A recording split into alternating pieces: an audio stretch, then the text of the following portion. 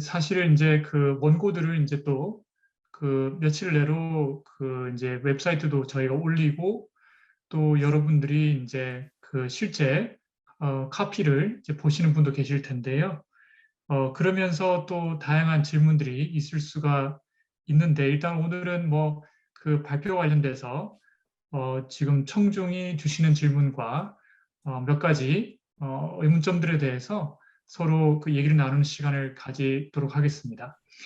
그 마지막 발표하셨던 이제 그 이진규 이사님 그 federated learning에 대한 그런 이슈는 사실 제가 이제 그 제 전공인 경쟁법 관련해서도 굉장히 핫한 지금 이슈인데 오늘 아쉽게도 그 이진규 이사님께서 그 부득이한 사정으로 그 참석을 못 하셨고 그 다음에 그 강태욱 그 변호사님께서도 그 다른 저 일정이 겹쳐서 부득이 참석을 못 했습니다. 그래서 그 다른 이제 대신 다른 분들을 모시고 저희가 패널 진행하려고 합니다.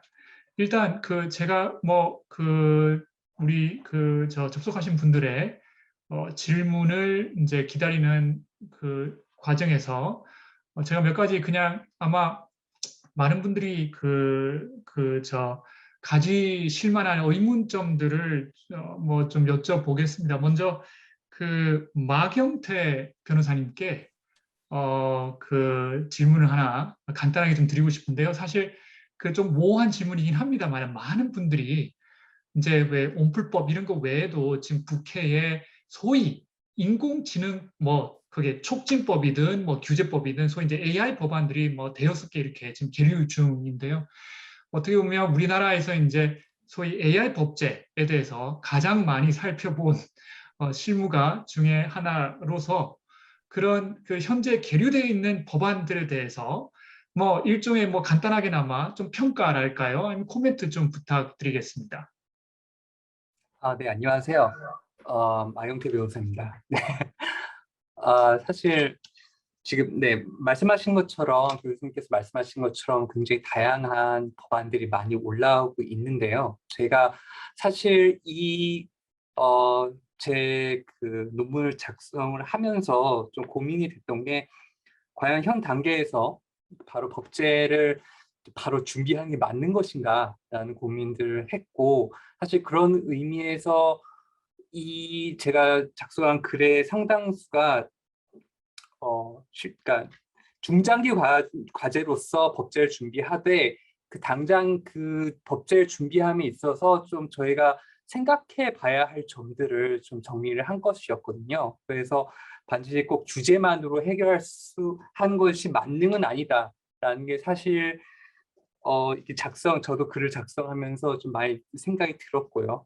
그래서 또 제가 또 이렇게 글을 작성하기도 하지만 또 실무에서 일을 하면서 느낀 거는 이게 당장 주제를 준비를 하는 것도 중요하지만은 사실 개발자들, 그러니까 그리고 AI 시스템의 개발이랑 서비스 출시 과정에 관여한 분들이 AI 시스템이 사회에 미칠 수 있는 위험에 대해서 좀 이해를 하고 경각심을 갖는 것이 현 단계에서는 사실 가장 필요하지 않나. 이게 굉장히 간단하면서도 현재로서 가장 필요한 사항이 아닌가 싶습니다. 그래서 이게 통상 AI 거버넌스라는 게 프로젝트 기획 단계에서 그 서비스 출시 및 모니터링 단계 1일까지 라이프 사이클 전반에 걸쳐 준수되어야 한다고 설명을 하는데, 여러 가지가 이유가 있겠지만은 그 AI 시스템 개발이 일단 굴러가기 시작하면 이를 윤리적인 이유로 멈추기가 상당히 어렵다는 점이 크게 작용한다고 생각합니다.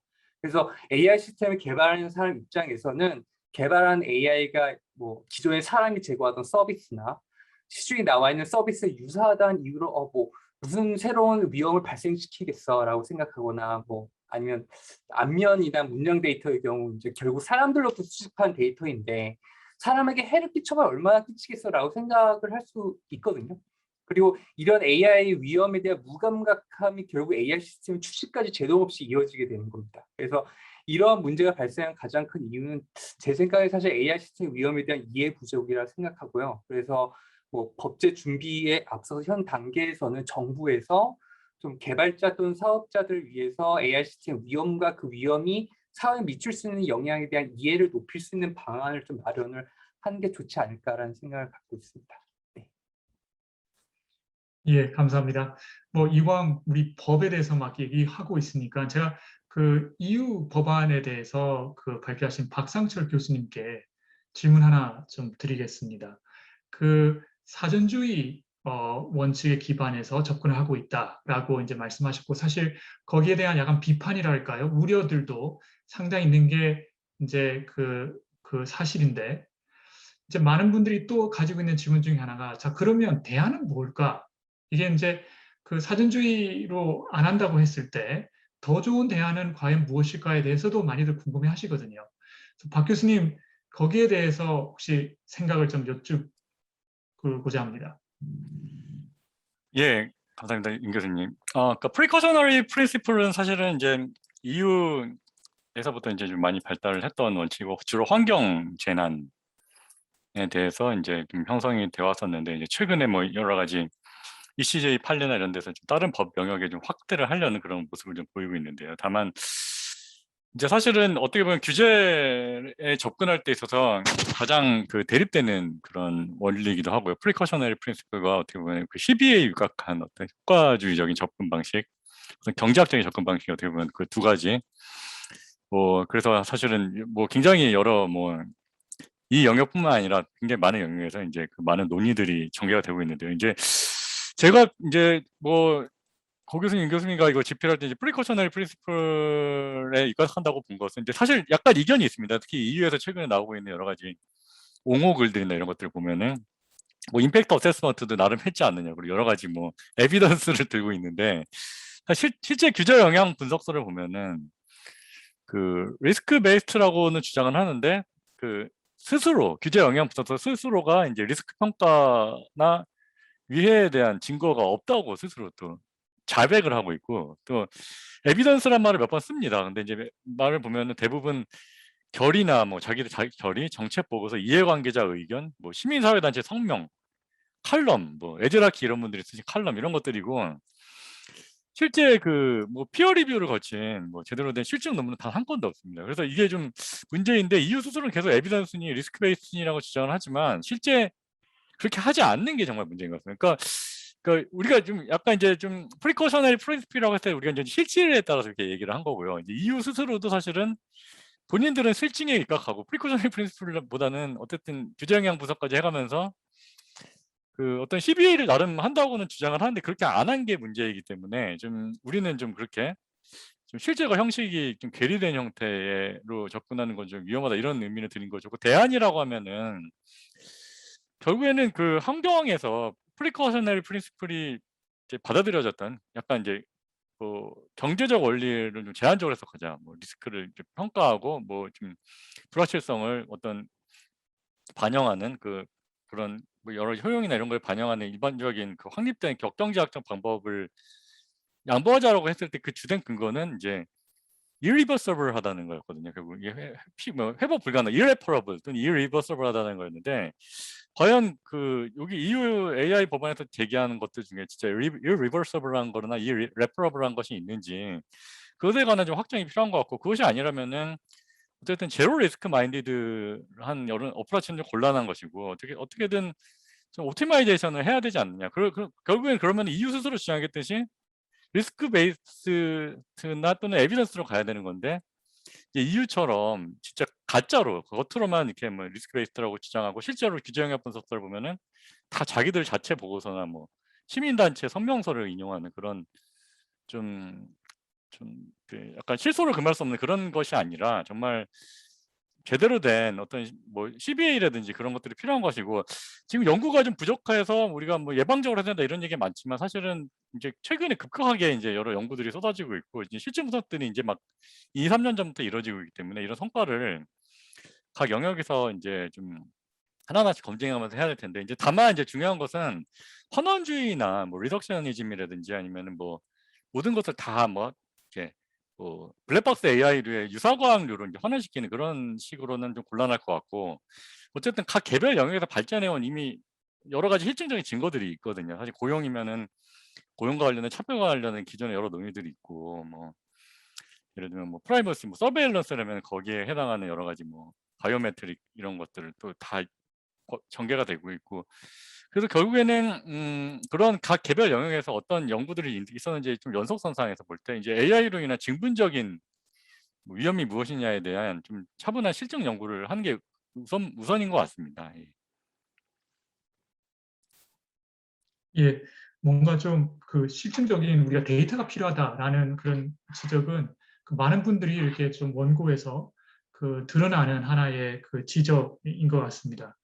제가 그 이어서 그 손도일 변호사님께 그 한 가지 좀 뭐 관련해서 또 이제 투명성, 그다음에 이제 기준에 대해서 이제 김 변호사님과 함께 뭐 그런 관리자의 측면에서 그다음 기술적인 측면에서 다 이제 보셨는데, 그러면 지금 이제 그 여러 가지 그래도 이제 정부나 이제 그 국회에서 그런 좀 투명성 강화를 위한 그런 입법안들이 나오고 있는데, 뭐 마 변호사님께도 비슷한 질문을 드린 것 같긴 합니다만은, 그 손 변호사님께서 보시기에 현재 그 나와 있는 법안들, 특히 뭐 그 뭐 전자상거래 쪽으로 뭐 지금 나오고 있던, 또는 이제 플랫폼 규제 관련해서 나오고 있는 여러 가지 투명성 강화 그런 입법안들의 뭐 아쉬운 점, 또는 아 요거는 참 잘하고 있다는 점, 뭐 요거를 좀 한번 좀 저 말씀 좀 부탁드리겠습니다. 시간이 된 데서 간략하게만 말씀드리면, 일단 그 알고리즘을 활용하는, 어쨌든 알고리즘에 대해서 어느 정도의 그 규제를 해야 된다라는 그 강도의 차이에 대해서는 뭐 사람마다 다 생각이 다른 것 같고, 그 다음에 그 어느 입장이, 산업계의 입장과 또 규제기관의 입장이 조금씩 다른 것 같은데, 다만 그 알고리즘을 활용한 결과가 불공정하게 나타나는 부분에 대해서, 또는 그게 뭔가 현재 법령에 비추어 봤을 때 그 결과치가 이상하게 나오는 부분에 대해서는 무엇인가 그 규제를 해야 된다는 점에 대해서도 그 강도의 차이는 있지만 대강은 그 합의점은 있는 것 같고요. 그렇기 때문에 지금 뭐 크게 두 가지, 뭐 온라인 플랫폼 공정화에 관한 법률이 있고, 그 다음에 이용자 보호에 관한 법률들이 있는데, 여기에서 어느 정도 알고리즘을 의 투명성에 대해서 접근하고 있는 그 방식 자체에 대해서는 뭐 조금씩 그 견해의 차이는 있을 수 있지만, 그런 부분에 대해서는 뭐 저는 개인, 뭐 저희 사무실의 입장은 아니고 저희 개인적인 사견 입장에서는 어느 정도 알고리즘에 대해서 투명성이라는 측면에서 보면은 그 기준점이라든지 이런 부분을 뭐 그 공개 방법이나 정도는 차이가 있을 수 있지만, 그런 점에 있어서는 하나 좀 있어야 될 것 같다, 이런 생각은 들고, 다만 그 알고리즘이라고 하는 그 기술적인 부분에 대해서 어떤 규제라는 건 굉장히 어렵다는 생각이 들고요.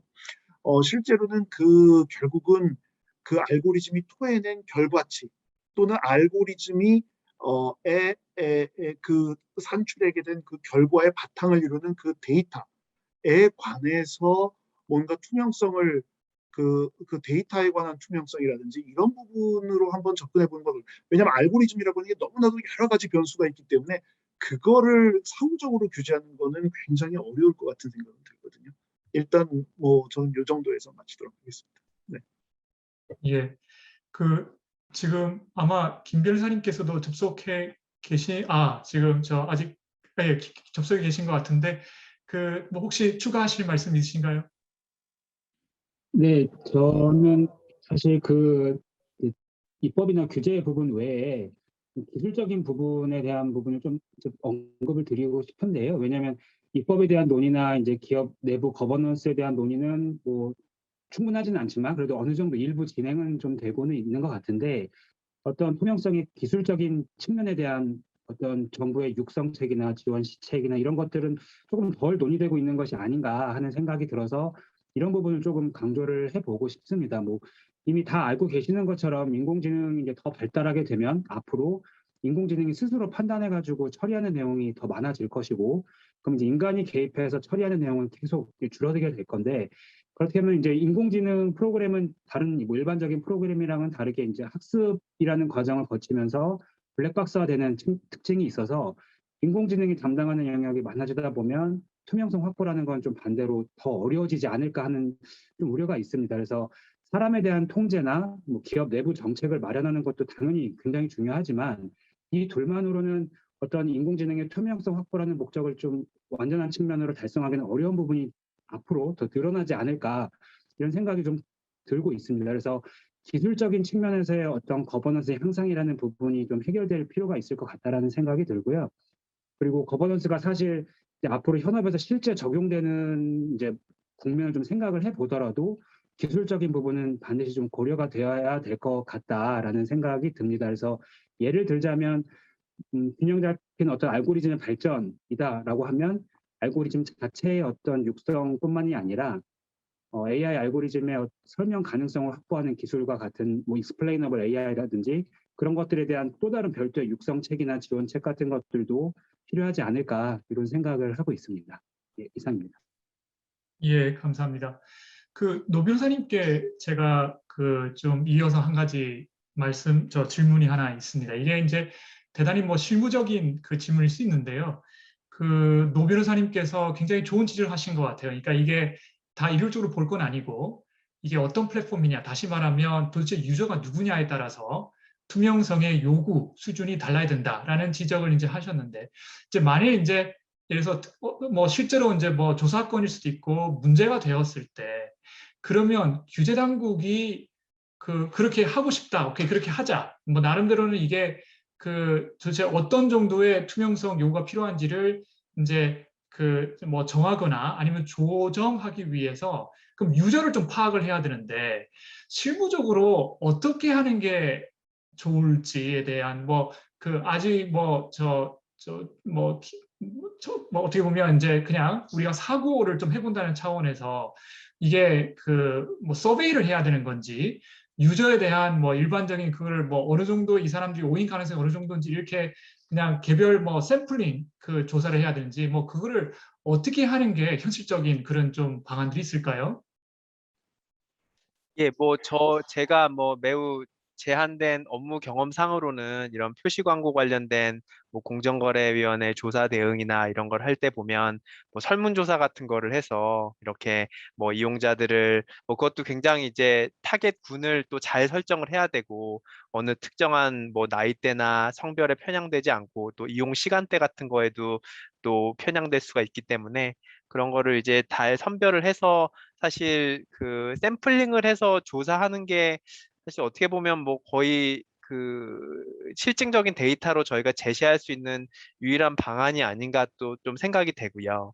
또 두 번째로는 또 관련 서비스들이 또 여러 비슷한 유사한 서비스들이 또 있을 테니까 또 그 서비스들을 사용했던 사용자라면 당연히 알 수 있었던 부분일 수도 있고, 근데 이런 서비스가 전혀 업계에 없었는데 새롭게 제공되는 인공지능 관련된 서비스나 관련된 그 상품에 대한 고지나 정렬이라면 전혀 예측할 수가 없으니까 그런 다른 업계의 일반적인 관행들, 사실 이런 부분들이 관련된 판례에서도 이렇게 고려가 되는 걸로 이해를 하고 있는데요. 그래서 그런 부분들이 좀 고려가 될 수 있을 것 같습니다. 그래서 사실 그 부분이 굉장히 좀 애매한 부분이 사실 맞는데요. 또 되게 연령대별로도 차이가 굉장히 클 것이고 기술에 대한 이런 경험이나 기존의 이해도나 그런 거에도 상당히 그런 차이가 또 세대별로 굉장히 커져가고 있고, 그런 부분들에 대해서 일전에 제가 공정위에서 이렇게 그 변론을 드리면 위원님께서는 아니 그러면 이거 기술 이해 못하는 사람은 소비자 모임 가능성에서 보호받지 못해야 되는 거냐 하셨는데, 사실 그런 말씀에도 사실 좀 할 말이 없었는데요. 그 부분도 사실 좀 일리 있는 지적이시고, 사실 그런 부분들까지 고려를 한다면 사실 다 연령대별로 또 좀 샘플링을 해야 되고, 사실 그런 부분들이 좀 상당히 애매한 부분인 것 같습니다. 근데 기본적으로 이거를 모든 오인 가능성 없애야겠다는 거는 사실 어떻게 보면 좀 달성할 수 없는 목표가 아닌가 싶고요. 오히려 일정한 오인 가능성은 어떻게 보면은 그 피할 수 없는 부분이고, 그런 오인 가능성이 합리적으로 발생을 했다면 그 부분은 이제 환불을 해준다거나 아니면은 데미지 컴펜세이션을 해주는 방식으로 돼야지, 아예 서비스의 설계나 제공 자체 단계에서 굉장히 많은 고지나 설명을 요구한다거나 공개를 요구하는 거는 좀 합리적이지 않지 않나. 그거는 좀 합리적인 소비자를 전제로 한 우리 그 법제나 이런 그 이해에도 좀 상충되는 규제가 아닌가라는 생각은 하고 있습니다. 예, 그 사실 AI 기술이라는 것 자체가 뭐 그 이해하기가 좀 쉽지 않기 때문에 앞으로 이제 오인 가능성이 굉장히 큰 이슈가 될 것 같고, 그 이제 좀 과도한 규제로 이어질 수도 있다. 그러니까 특히 지금 그 좋은 질문 이제 올라왔는데요. 그 관련해서는 이제 어떻게 보면 우리가 산업 육성 촉진과 이제 소비자 보호라든지 뭐 경쟁 촉진 이런 규제의 목표들을 어떻게 조화롭게 할 것이냐, 뭐 샌드박스 포함해서 여러 가지 이제 그런 지적에 대한 질문인데요. 거기에 대해서는 그냥 마지막에 모든 분들께 발언 기회를, 너무나 좋은 질문이기도 하고 또 굉장히 어려운 뭐 큰 담론이고, 뭐 실제로 또 그 이게 이제 국제 정세 사이에서 뭐 미중 간의 그런 경쟁, AI 경쟁 포함한 EU도 이제 이렇게 합세를 하고 있고요. 그래서 그 관련된 뭐 큰 뭐 그림에서의 생각은 뭐 마지막에 그 질문을 그냥 다 같이 좀 드리겠습니다. 그 다음에는 이제 저기 전웅준 변호사님께 한 가지 좀 저작물 관련해서 질문을 좀 드리고 싶은데요. 그 이제 원고에서 이제 현행 저작권법 관련된 여러 가지 이제 이슈들에 대해서 잘 설명해 주시고 굉장히 그 유익한 어떻게 보면 공부 글이 될 것 같은데요. 많은 분들께. 지금 사람들이 조금 이 막연하게 어떤 얘기들이 있냐면 그 인간은 뭐 창작의 고통을 통해서 겨우겨우 뭐 이거 저거 하나씩 뭐 그림을 그리든 뭐 아니 그다음에 이제 저작물을 이제 내는데 AI는 너무나 쉽게 이런 걸 양산해낸다. 그래서 AI 쪽에 소위 저작권 그런 보호나 인정을 쉽게 해주면 인간의 창발 또는 뭐 어떻게 보면 그런 어떻게 보면 또 저작 그 물의 활용을 좀 저해할 수가 있다라는 그런 그냥 좀 막연한 우려들이 좀 나오거든요. 거기에 대해서 그게 얼마나 현실적인지 그 다음에 거기에 대한 뭐 생각 좀 여쭙겠습니다. 네, 안녕하세요. 질문 내용이 각본에 없었던 거로 기억하는데요. 이 질문이 있었던지는. 어, 제가 볼 때는 인공지능이 이제 생성한 이제 창작물 또는 생성물에 대해서 뭘 어떻게 대할 것이냐에 대한 논의가 상당히 많고요. 그 중에는 일부 견해는 이제 뭐 기본적인 생성 과정을 좀 더 면밀하게 검토해서 권리 부여, 단순히 뭐 저작권뿐만 아니라 아니면 이제 행위규제적인 부정경쟁 방지법 정도로 하자는 견해도 있고, 사실은 또 어떤 견해는 인공지능에 의해서 생성물이 다양하게 나올 때는 그거를 어떻게 컨트롤할 수가 없기 때문에 아예 그 저작물에 대한 관점을 달리해서 우리 창작성 정도를 아예 인간이 하는 거는 더 높이고 기계는 아주 그걸 못 따라갈 거니까, 그러니까 모든 어떤 인공지능이든 사람이든 만든 생성물에 대해서 좀 누구나 좀 쓸 수 있는 좀 저작권 같은 독점권을 주지 말자는 견해도 사실 있습니다. 그러니까는 앞으로 이제 뭐 신기술이 나오는 AI 시대든 어떤 시대든 간에 뭔가 계속 만들어지기 때문에 이거에 대해서 하나하나 뭐 어떤 권리를 주거나 이런 걸 주는 것이 굉장히 어려울 수 있다. 이런 관점에서 어떻게 보면은 저작권법적인 어떤 새로운 어떤 관점을 부여해서 이거를 어떤 뭐 독점적인 권리를 주는 게 아니라 좀 더 누구나 마치 오픈소스 비슷하게요. 그런 오픈 데이터, 오픈소스 비슷하게 그런 관점에서 우리가 저작물이나 데이터를 바라봐야 되지 않냐, 이런 견해도 사실은 등장하고 있습니다. 그러니까 한쪽에서 권리를 전통적인 프레임에 따라서 권리를 주고 그래야지 뭐 인간이든 그 기계를 만든 제작자든 뭔가 인센티브를 주는 방식으로 가야 된다는 견해도 있는 반면에, 이 저작물이 너무나 홍수처럼 쏟아지는 상황에서는 사실 그런 어떤 프레임을 벗어나서 새로운 프레임, 이용에 관한 프레임, 공유에 관한 프레임, 이런 리유스, 뭐 재활용 같은 프레임이기도 한데요. 그런 쪽으로 가자는 견해도 있어서 이거를 우리가 좀 계속 따라가야 되지 않나 이렇게 생각되고, 거기에 대해서 이 시점에서 뭔가 어떤 결론을 내기는 조금 아직은 이르고요. 제가 볼 때 좀 더 서로 공방이 있어야 되지 않나 이렇게 생각이 됩니다. 이상입니다. 예, 감사합니다. 그 풀 디스클로저의 차원에서 제가 지금 모든 분들께 사전 각본 없이 지금 그 질문을 막 무작위로 드리고 있는데, 이게 이제 독자들께서 아마 그 원고들을 읽으셨으면 훨씬 더 많은 이제 질문이 나왔을 것 같은데, 이제 아직 그렇지 않아서 제가 지금 그 각본 없이 질문들을 좀 당황스럽게 던져드리고 있습니다.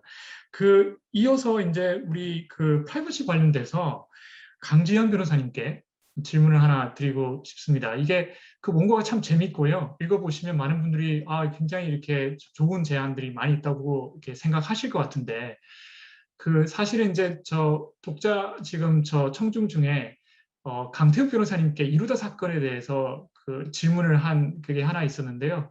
우리 강 변호사님 안 계시는 뭐 것 하나, 그 다음에 또 어차피 그 원고에서도 그렇고 이루다 사건을 다루셨기 때문에 그 질문을 그냥 뭐 대신 좀 그 여쭙겠습니다. 질문 제가 한번 읽어보면요. 이제 물론 이제 강 변호사님의 그 발표와 관련된 것이긴 했는데요. 알고 계신 것처럼 이제 그 개보위에서 문제 삼았던 세 번째 쟁점인 비식별화 처리가 충분히 되었느냐, 이거에 대해서 이제 여러 가지 이제 좀 설왕설래가 있고요. 그래서 이제 개보위 판단에 대해서 조금 더 구체적인 평가를 이제 요청하는 질문입니다. 그래서 이제 질문하신 분께서 응답 DB에서 비식별화 처리가 전혀 안 되었다고 이제 알고 있는데 이거에 대해서 어떻게 생각하는지, 요 질문 드리겠습니다.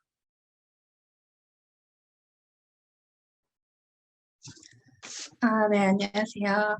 저도 이제 이루다 사건 관련해서 저희 이제 개인정보 AI 활용성을 강화하면서도 개인정보를 보호할 수 있는 어떤 방안과 관련한 그런 내용을 좀 작성을 해봤는데요. 응답 DB에서 비식별화 처리가 전혀 안 돼 있었다는 거는 일단 어찌 보면은 이루다 사건에 이제 한정되었었던 개별적인 구체적인 사정이라고 한다면, 제가 봤을 때 이 이루다 사건에서 비식별화 처리가 제대로 안 됐다고 판단을 했던 게, 이루다 사건에서 이제 사용됐었던 이제 데이터 같은 경우는 다 이제 대화 내용과 같은 어떤 비정형 데이터를 기반으로 이제 비식별 처리가 되었고, 그렇기 때문에 이제 정형 데이터랑은 다르게 이게 제대로 비식별 처리를 해도 이제 기술적으로 그게 완벽하게 되지 못한다는 어떤 한계점이 있었던 것 같습니다. 근데 이제 개인정보보호위원회 같은 경우에는 그런 식으로 이제 이루다 개발사 같은 경우에는 이제 자기네들은 정말 합리적으로 자기네들이 할 수 있는 수준까지의 비식별화 조치를 취했다고는 하지만, 이제 조사 결과 몇 건 오타나 애칭이나 줄임말이나 이런 거를 사용하는 경우에 발생할 수 있는 개인정보가 이제 비식별화 조치를 통해서도 삭제되지 않은 경우들이 있었고, 이런 것을 좀 문제 삼아서 이제 아무리 비식별화 처리를 했다고 하더라도 거기에 개인정보가 조금 포함이 되어 있다면 그거 자체는 다 개인정보로 보고 이제 이거에 대해서 충분한 동의를 받지 않고 사용했다는 것을 이제 문제 삼은 것 같습니다. 근데 제가 이 원고에서도 이제 지적을 했듯이 이제 개인정보 보호에 대한 중요성은 너무 이제 중요하다는 건 정말 많이 알고 있는데, 이제 AI 산업 발전이나 AI 어떤 활용성 강화를 위해서는 어쨌든 데이터 활용을 좀 가능하게 하는 측면이 필요하고, 이제 만약에 보호만을 계속 강조를 하다 보면은 결국엔 데이터 활용이 포기되는 상황이 좀 발생을 하는 것 같습니다. 그래서 예를 들어서 작년 개인정보보호법 개정으로 가명정보 처리 근거가 마련되어 있기는 하지만, 이제 정말 가명정보가 지금 얼마나 사용되고 있는지 그 활용성 측면에서 아직 제대로 활용되지 못하고 있는 측면이 조금 있다고 생각을 합니다. 예를 들어서 이제 오히려 가명 처리가 제대로 됐는지 확인하는 절차 이런 거에 더 시간이나 비용이 많이 소요되는 경우도 발생하고, 그래서 현업에서는 결국에는 그냥 기존대로 동의 기반으로 회기를 해서 하는 방향으로 의사결정이 진행되는 경우가 있더라고요. 그래서 기존에 있었던 되게 많이 쌓여있는 데이터는 활용을 결국엔 못하게 되고, 그냥 다시 이제 동의를 받고 새롭게 이제 누적되는 데이터로만 이제 활용을 하게 되는 그런 사례들을 몇 번 보게 됐습니다. 그래서 제가 원고에서 약간 제안을 드렸었던 거는, 이제 어떤 합리적으로 기대 가능한 수준의 가명 처리 절차를 이제 거친 이후에 일부 권한을 가진 어떤 데이터 처리자만이 비공개 영역에서 가명 처리된 비정형 데이터를 사용하는 경우 관련한 어떤 가이드라인이나 그런 것을 마련을 해서 현업에서 이 비정형 데이터를 조금 더 활용성을 높일 수 있는 그런 방안 마련이 좀 저는 필요하다고 생각이 됩니다. 네, 이상입니다. 예, 감사합니다. 우리 조상현 변호사님께는 아예 마지막 질문과 함께 쭉 이렇게 좀 말씀을 청해 들으려고 하는데요. 제가 모든 분들께 마지막으로 1분씩 드리면서 좀 생각을 간단하게 좀 여쭙고자 하는 질문은, 지금 뭐 질문하신 분께서도 말씀하셨지만 지금 굉장히 큰 고민이 한편으로는 AI 산업을 육성해야 되겠고 또 한편으로는 시장에서의 신뢰를 제고하기 위해서 나름대로는 좀 이 트러스트 부스팅 그런 규제나 뭔가 조치나 어쨌든 입법 노력들은 해야 될 것 같고 그래서 이제 이 사이에서 이제 줄다리기를 어떻게 보면 해보는 건데 뭐 EU의 경우에도 AI 법안을 내면서도 끊임없이 자기들은 이노베이션을 뭐 이렇게 추구하는 거다. 그걸 촉진하려고 하는 거다. 우리는 뭔가 이렇게 균형 잡게 접근하는 거다라고 얘기를 했거든요.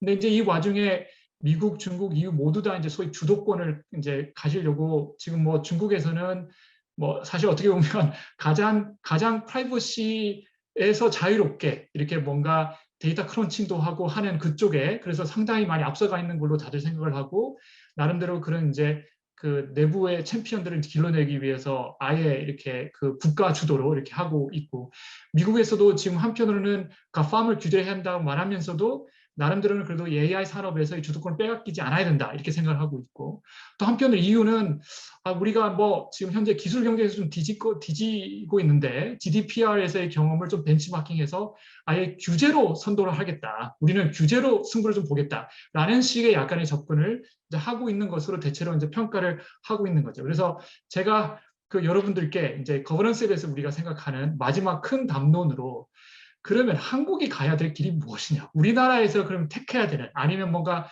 해야 되는 뭐 여러 가지 얘기를 할 수 있을 것 같은데 한 가지 뭐 지적을 하신다면 또는 제언을 하신다면 1분씩 좀 부탁을 드리고 싶고요. 그 이제 조상현 변호사님으로부터 시작을 하는데 제가 이제 조 변호사님의 경우에 함께 그거 관련해서 이제 추론 데이터라는 어떻게 보면 굉장히 앞으로 이제 그 이슈가 많이 될 그런 이제 좋은 쟁점에 대해서 그리고 좀 아직은 검토가 부족한 쟁점에 대해서 이제 말씀을 해주셨는데 그 추론 데이터에 대해서 뭔가 이 정부 주체들의 권리를 강화하는 쪽으로 이제 말씀도 하시고 그런 제안도 했는데 그게 실제로 좀 실현 가능한지 왜냐하면 어떻게 보면 어떤 추론이 되고 있고 어떻게 되고 있는지를 사실 알 수도 없는데 또는 그거를 이제 그 나의 정보를 직접 가져간 주체가 하고 있는지 몇 번 전달돼서 어떻게 보면 굉장히 멀리 떨어져 있는 주체가 하고 있는지도 사실은 가늠하기도 어려워. 그러니까 현재의 소위 디지털 생태계에서의 그러면 그게 과연 좀 가능성이 있는지에 대해서 누가 이제 좀 질문을 한다면 어떻게 답변하고 싶으신지 그래서 그 답변과 함께 짧게 1분 더해서 그 이제 우리나라에 대한 뭔가 우리가 어떻게 거버넌스를 크게 접근할 것이냐 제언 부탁드리겠습니다. 네, 먼저 제 글에 대해서 주신 질문에 관해서 먼저 답변을 드리면요. 그러니까 저는 일단 기본적으로 지금 있는 법으로만은 부족하고 뭔가 새로운 규제가 생겨야지 추론 개인 정보를 더 효과적으로 규제할 수 있다라는 생각을 가지고 있습니다. 근데 현행 법으로도 할 수 있는 여러 가지 그러니까 현행 법으로 추론 개인 정보를 규제하는 방향으로는 좀 부족한 게 사실이고요. 근데 그에 반해서 사후적으로 이 정보 주체의 권리를 활용하면은 그 비슷한 효과를 낼 수 있지 않을까라고 생각을 해서 열람 청구권을 활용해 보자라는 그런 생각을 했습니다. 그래서 이제 이거는 사실 추론 개인 정보가 개인 정보다 그러므로 열람 청구를 할 수 있다라는 이걸 테스트를 해봐야 되는 거죠. 어떤 뭐 시민단체라던가 이런 곳에서 임팩트 소송을 하면 좋겠다라는 그런 내용도 글에다 적었고요. 이게 뭐 실현 가능할지는 솔직히 뭐 모르겠습니다. 근데 그 프라이버시 위험 측면에서 봤을 때는 추론 개인 정보가 가장 위험한 그런 미래에는 더 위험한 그런 개인정보 처리가 될 것이기 때문에 이에 대한 규제가 필요하다라고 생각을 했습니다. 그리고 또 공통 질문에 대해서 답변을 드리면은 뭐 이게 뭐 얼마나 이게 무르익은 생각인지 모르겠지만 저는 어떻게 보면은 이 정보 주체의 권리를 강화해가지고 그리고 이거를 집단적으로 정보 주체의 권리를 행사할 수 있도록 만드는 어떤 중간에서의 데이터 트러스트나 이런 것들이 등장을 해서 개인정보 처리자와 어떻게 보면은 이제 노동시장에서 노조와 기업 간의 관계처럼 노조를 만드는 거죠, 정보 주체들이. 그런 식의 접근이 조금 뭐라 그럴까, 그러니까 정보 주체의 권리 강화를 통한 그런 접근이 좋지 않을까라는 그냥 그런 개인적인 생각을 좀 평소에 하고 있었습니다. 예, 그 역순으로 그 여쭙겠습니다. 우리 그 강지현 변호사님. 예. 1분 마지막 그 코멘트 부탁드릴게요. 네. 그 앞서서도 제가 말씀드렸다시피 제 생각에는 어쨌든 지금 AI 산업 발전을 위한 데이터 활용성을 좀 높이기 위해서는 결국 비정형 데이터에 대한 감형 정보 가이드라인을 우선적으로 마련하는 게 좀 필요하다고 생각이 되고, 일단 그런 가이드라인을 만들고 이걸 준수를 했다면 행정 제재 대상에서 좀 제외를 시킨다든지 아니면 완화된 행정 제재를 하도록 한다든지 어떤 그런 좀 정책적인 결단이 좀 필요할 것 같고, 분석 과정에서 개인정보가 발견된다고 하더라도 그거를 바로 지체 없이 삭제를 하게 한다든지 하는 식의 방법으로 개인정보를 보호하면서도 어떤 개인정보 활용성을 높일 수 있는 방안을 마련하는 게 좋을 거라고 생각이 됩니다. 네, 감사합니다. 네, 우리 노태영 변호사님 마지막 제언 부탁드립니다. 예, 그 인공지능 투명성이나 그 설명 가능성 관련돼서 그 입법이나 규제가 지나치게 후견적이고 소비자를 보호하기 위해서 오인 가능성을 제거해야 된다. 이런 입장은 조금 지양하는 게 필요하지 않을까 생각이 들고요. 기본적으로 시장에서 합리적인 이용자들은 생각보다 다양한 서비스를 비교해서 검토를 하고 이용을 하게 되고, 물론 한두 번의 이용자를 속일 수는 있겠지만 그런 사업 모델 자체가 지속 가능하다고 생각하지 않고, 그런 사업 모델은 결과적으로 시장에서 퇴출될 거고 다른 경쟁 사업자들에게 그 경쟁상 우위를 점하기는 어렵다고 생각이 되고요. 그래서 아주 문제가 될 수 있는 구체적이고 명확한 위반 사항들을 명시를 해서 사업자들이 명확하게 예측을 하고 서비스를 설계할 수 있도록 하고, 실제 사고가 터지면 그거에 대해서 명확하게 제재를 하되, 지나치게 처음부터 설계 단계에서 과도한 정보나 고지 의무를 부과하는 거는 서비스에 대한 창발성이나 이런 다양한 서비스들이 또 해외에서 많은 서비스들이 한국 이용자들을 대상으로 소개되고 또 제공되는 것을 그 막을 수 있기 때문에 그런 부분들은 좀 지양이 필요하다고 생각이 됩니다. 예, 김명훈 변리사님 부탁드립니다. 네, 그 산업 자체의 육성이랑 이제 그 육성 과정에서 발생할 수 있는 여러 이제 법률적인 문제점들을 낮추기 위한 규제들. 그래서 이 양자 간에 어떤 것이 중요하냐라고 했을 때 사실 모두 중요한 것 같고요.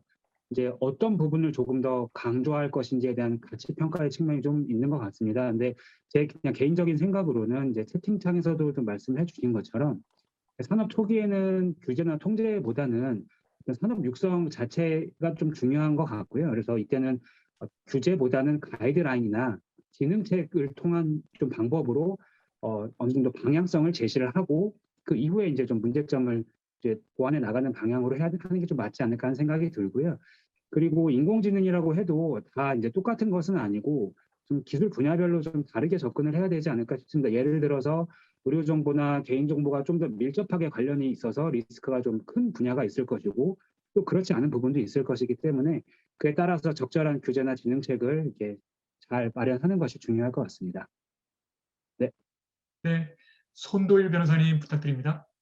예, 저는 제가 쓴 글은 알고리즘의 투명성에 대해서 썼는데요. 기본적으로 알고리즘의 투명성에 대해서는 뭐 어떤 기술 가이드라인을 만든다라고 하더라도 그거는 좀 기술 중립적으로 되어서 그게 어떤 특정한 막 너무 우리 산업을 옥죄는 그런 방향으로 가면은 안 된다는 것이고요. 하나만 더 추가하자면은 요번에 그 데이터 산업 기본법이라는 기본법이 통과됐는데, 사실은 그 원래 이제 그 조승래 의원님 원래 안에는 정보 분석을 위한 이용이라고 하는 조항이 있었는데 이번에 그게 빠졌습니다. 이번에 통과되면서 그게 뭐 여러 가지 논의가 있었지만, 그렇기 때문에 이제 그 정보 분석을 위한 이용이라는 게 결국은 이 인공지능을 위한 데이터 분석을 할 때 여러 가지 예외 조항들을 둔 것인데 빠졌는데요. 앞으로 어쨌든 이 인공지능의 활용과 관련해서 현재 법들과 충돌되는 부분들이 좀 있는데 이런 부분들을 좀 조화롭게 해석할 수 있는 규정이라는 것이 생겼으면 좋겠습니다. 감사합니다. 예, 마경태 변호사님 부탁드립니다. 네, 저는 규제에 앞서서 이제 이해관계자들의 논의와 연구가 더 필요하다고 생각합니다. 이를 통해서 사업자들과 AI 윤리를 고민하는 정책 입안자, 법률가 사이의 갭을 줄이는 게 중요하다고 생각하고요. 아까 사업자들이 AI 시스템이 사회에 미칠 수 있는 위험에 대해서 이해를 하고 경각심을 갖는 것이 현 단계에서 중요하다 말씀드린 것도 이러한 이유입니다. 이는 앞으로 규제 도입 여부를 결정한 단계에서도 중요하지만 규제 대역을 만들어 나가는 과정에서도 중요하다고 생각합니다. 가령 설명 가능한 AI 기술을 고도화하는 것이랑 이용자에게 좋은 설명을 제공하는 것은 다르거든요. 이러한 논의를 사업자들이랑 뭐 개발자들이랑 사업자들이랑 정책 위반자들 머리를 맞대고 얘기를 해야 한다고 생각합니다. 감사합니다. 네, 전웅준 변호사님 제언 부탁드릴게요. 예. 저는 지금 우리가 논의하는 인공지능이라는 게 기계학습을 전제로 해서 말씀을 하고 있지 않습니까? 결국 학습 데이터를 이용하는 거, 학습을 해야 되는데 학습 과정에서, 학습 데이터를 이용 과정에서 상당히 어려운 문제가 있는 것 같습니다. 개인정보 관점에서도 그렇고 저작권 관점에서도 그런 것 같은데요. 일단 뭐 비정형 데이터, 또 의료 영상 데이터 비식별 처리 이런 걸 보면 사실은 그게 굉장히 어렵다는 걸 알 수 있고 언젠가는 뭐 이런 공방이 되다가 언젠가는 입법적으로 해결되지 않을까 이런 생각도 듭니다. 그것이 어떻게 보면 우리의 거버넌스에서 필요한 부분일 수도 있는데요.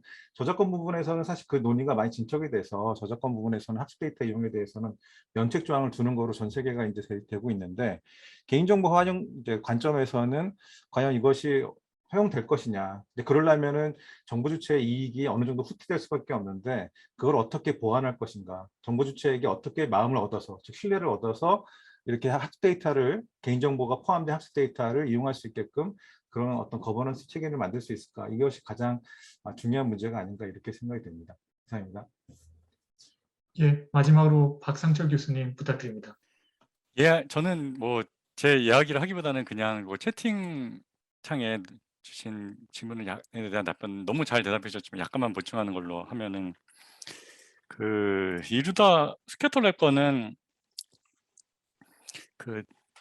NLU 모델, 그러니까 다이얼로그 벌트 훈련을 우선 시키고 그 다음에 이제 세션 DB라고 불리는 응답 캔디데이트 DB를 다음에 훈련을 한 건데 응답 DB는 사실은 나름 되게 최선을 다했습니다. 왜냐면 스스로 이제 퀄리티 컨트롤을 위해서 필터링 작업을 하는 과정에서 비정형 데이터임에도 불구하고 대화 내용을 상당 부분 많이 검토를 한 걸로 알고 있고요. 근데 이제 그 과정 사람이 하다 보니까 비정형 데이터의 특징인데 이제 정형 데이터는 달리 엑셀 뭐 로우나 칼럼을 이렇게 탁탁 하나씩 지울 수가 없기 때문에 통째로 남아 있었던 거죠. 그래서 이제 여러 가지 일이 일어났던 겁니다. 그래서 다이얼로그 벌트 부분에 있어서는 사실은 비정형 데이터의 대화 내용을 구성하는 부분에 대해서 일일이 다 비식별을 하지 못했지만 오히려 세션 DB, 리스폰스 DB에 대해서는 나름의 노력을 했으나 그게 좀 인간의 매뉴얼한 작업의 한계로 튀어나온 거라는 팩트 부분을 좀 보충하겠습니다. 그다음에 뭐 여기 하여튼 그리고 뭐 우리 산업적 측면에 대해서는 저희도 너무 많이 잘 말씀해 주신 부분에 공감하고 그래서 아까도 말씀드린 부분 사전 배려 원칙이라는 거는 결국 실제로 어떤 일이 일어나기 전에 실질적 증거가 있기 전에 미리 디스크가 너무 회복 불가능하거나 되돌릴 수 없을 경우에 사전에 규제를 틀어막자 이런 주의인데 저는 뭐 이렇게 고 교수님, 임 교수님이랑 같이 공조를 할 때도 이제 그걸 비판했던 이유가 바로 지적해 주신 바로 그런 이유로 그러니까 우리가 실제 리스크라든지 그로 인한 비용, 그런 효용 이런 것들이 좀 실증되지 않은 상황에서 이렇게 규제 체계를 만드는 것에 대한 큰 부담을 말씀드렸던 같은 것을 논의한다고 생각합니다. 그래서 결국 뭐 데이터 기반 행정법도 이제 뭐 있는데 우리나라에 그 법이 말해주는 것처럼 결국에는 우리가 결국 실증을 무기로 이제 뭐 이렇게 물론 이렇게 이 세상에 많은 것들은 실증보다는 정치적 과정과 이 목소리 큰 사람이 이기는 이런 걸로 다 되지만 적어도 이 과학과 이 미래 먹거리를 논하는 부분에 대해서는 실증이 지배할 수 있도록 하는 것들이 모든 사람들의 어떤 몫인 것 같습니다. 예, 감사합니다. 예, 감사합니다. 아쉽지만 저희가 예정된 시간을 사실 10분이나 넘겨서 우리 여러 가지 좋은 말씀들을 정말 좋은 제언들을 이제 들었는데 이렇게 마무리해야 될 것 같습니다. 시청해주신 모든 분들께 그리고 특히 우리 조국 같은 글들을 투고해 주시고 또 오늘 직접 뭐 발표도 해주시고 토론도 해주신 우리 저자분들께 특별히 감사의 말씀을 드립니다. 우리 이니시티브의 다익 매거진 2호 많은 관심 부탁드리고요. 다음에도 더 좋은 글들과 더 좋은 기획으로 다가가기 위해서 최선을 다하겠습니다. 오늘 시청해주신 모든 분들께 감사드리면서 이것으로 마치도록 하겠습니다. 감사합니다.